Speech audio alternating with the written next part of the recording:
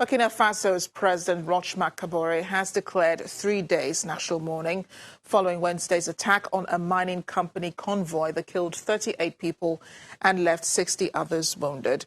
The convoy of 5 buses carrying staff of Canadian firm Semafo was ambushed about 40 kilometers from the eastern town of Bungu. President Kabore also announced a plan to recruit volunteers to support the security forces.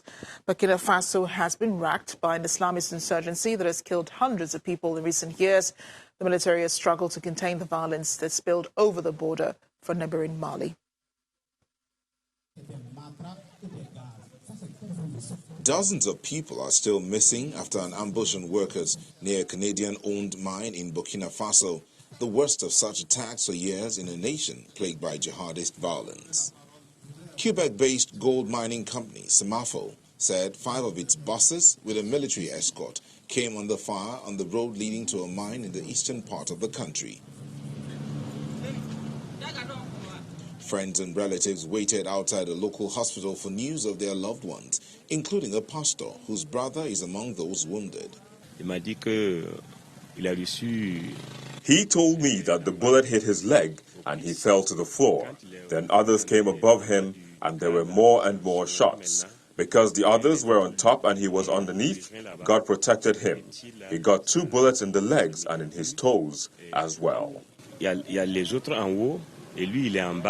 assailant's identity is unclear, but parts of Burkina Faso are struggling to combat surging Islamist violence with several people displaced from their homes. In a televised address, the country's president, Marc Kabore, laments the attack.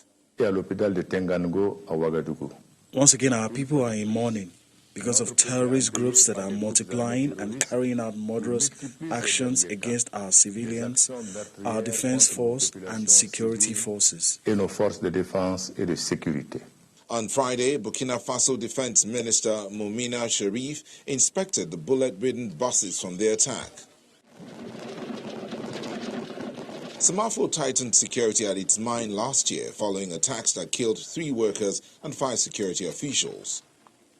Last year, African forces took part in a US-led counter-terrorism training program in Burkina Faso as part of an annual military exercise for West African nations. The reopening of a plastics factory in the Libyan oil port of Ras Lanuf has provided a rare boost to an economy ravaged by war and political divisions. Libya is almost entirely dependent on oil revenues, and the National Oil Corporation has struggled to keep crude production stable. Output recovered to around 1.3 million barrels per day as of last month, but the picture beyond oil and gas is bleak. As security deteriorated during the NATO-backed uprising against Muammar Gaddafi in 2011, foreign companies left the country, abandoning hundreds of unfinished or stalled projects. The polyethylene factory in Ras Lanuf, operated by Ras Lanuf Oil and Gas Processing Company, an NOC subsidiary, was shut down for more than 8 years because of poor security. It reopened last month with an initial production capacity of 80,000 tons a year, set to increase to 160,000 tons. After the events of February 17, 2011, the Ras Lanuf plant was shut down completely. There was a trial to operate the polyethylene factory in 2013 under the same conditions.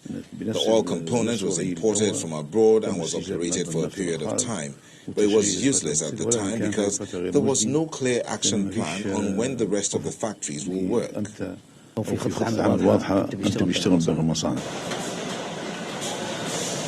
Ras Lanuf is in Libya's oil crescent, an arc of land stretching south from the Mediterranean coast, where oil fields and ports are concentrated.